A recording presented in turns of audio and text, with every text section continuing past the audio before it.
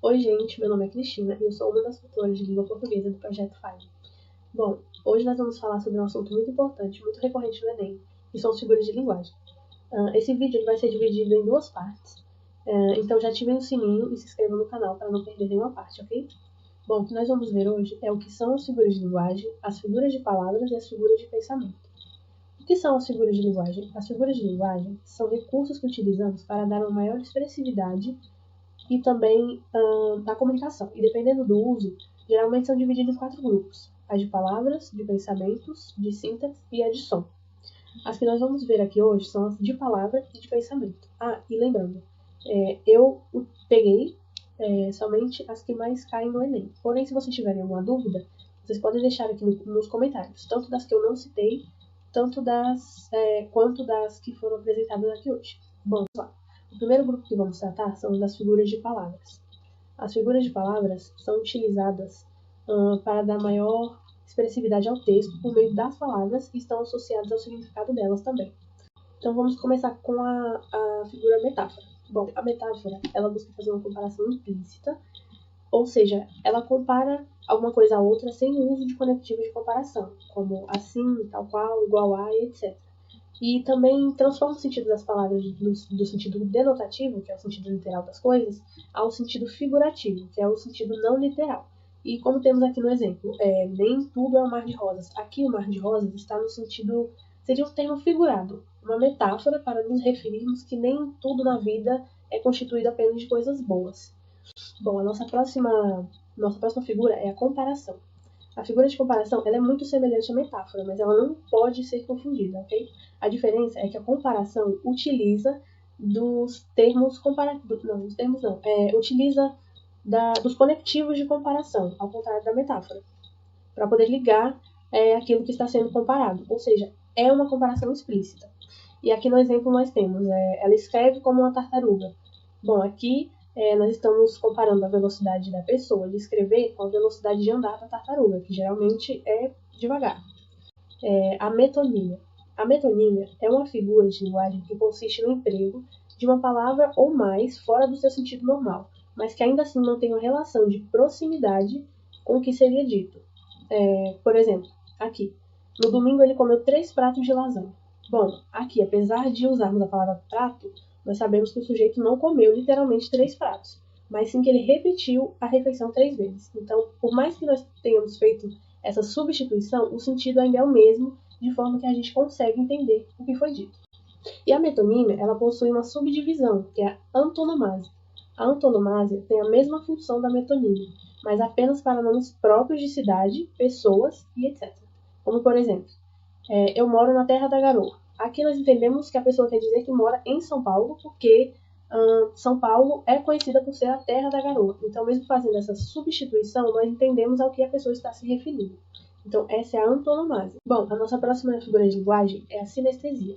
O que é a sinestesia? A sinestesia ela é a associação de sensações por órgãos de sentido diferentes. Ou seja, é quando nós atribuímos uma sensação a um órgão que não corresponde àquele sentido. Ou seja, ele não teria a capacidade de captar aquela sensação. Aqui no caso, nós vamos utilizar de exemplo encarei a frieza em seus olhos. Bom, os olhos eles não teriam a capacidade de captar a frieza, porque isso é uma função do nosso sentido tato.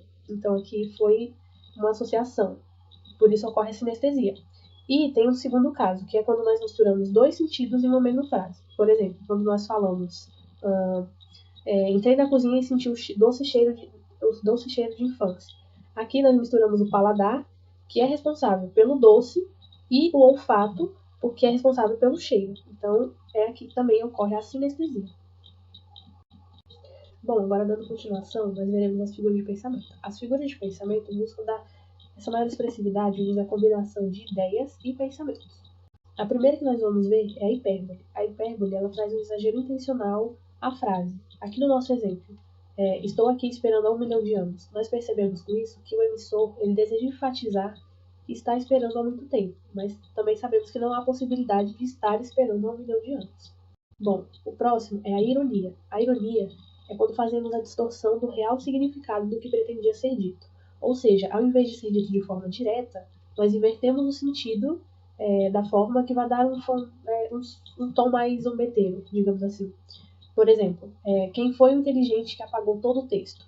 É claro que se uma pessoa está brava porque alguém apagou todo o texto que ele havia feito, ela não o chamaria de inteligente. Então, para dar esse tom de zombaria, nós utilizamos geralmente essa distorção no sentido contrário. Agora, a antítese. A antítese é a aproximação de palavras contrárias que têm sentidos opostos em uma mesma frase.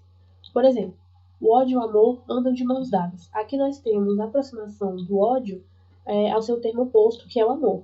E uma coisa que eu gosto muito de utilizar para poder lembrar do conceito de antítese é o antônimo. Para quem não lembra o que é antônimo, os antônimos são quando a gente pega uma palavra e o oposto daquela palavra. Então eu gosto muito de utilizar isso para poder lembrar desse conceito. Continuando, nós temos o paradoxo. O paradoxo ele não deve ser confundido com a antítese. Porque no paradoxo, além de as ideias contrárias estarem próximas, elas também se excluem. E, por exemplo, aqui nós temos o amor é ferida que dói e não se sente.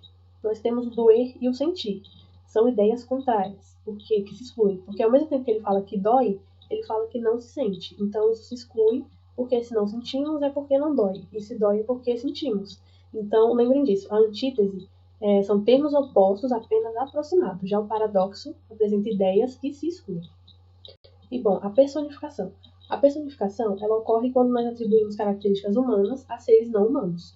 Aqui no exemplo, a Amazônia chora devido ao desmatamento. Bom, aqui nós atribuímos uma coisa humana, que é o chorar, à Amazônia, para dizer que a Amazônia está sofrendo com o desmatamento. E o eufemismo é a suavização do que pretende ser dito. Por exemplo, quando falamos em morte, que geralmente achamos algo pesado, principalmente para uma criança, nós, quando vamos dar a notícia, geralmente dizemos que fulano virou estrelinha, para abrandar a notícia de que alguém morreu. Então isso é o eufemismo. O próximo, último, mas não menos importante, é a gradação, que também pode ser chamada de clímax. Aqui na gradação é quando nós temos um encadeamento de ideias, ou seja, é uma sequência de ideias que pode estar tanto no sentido decrescente quanto no sentido crescente em sua intensidade. Aqui no nosso exemplo, a gente tem ele falou, gritou e berrou, mas de nada adiantou. Nós percebemos que existe uma gradação crescente, porque a intensidade das ações elas estão subindo, já que falar é muito mais baixo que gritar e o berrar é muito mais alto que o gritar. Bom, e é isso. Espero que vocês tenham entendido. E caso tenha ficado alguma dúvida ou não tenha entendido alguma coisa, é só deixar aqui nos comentários.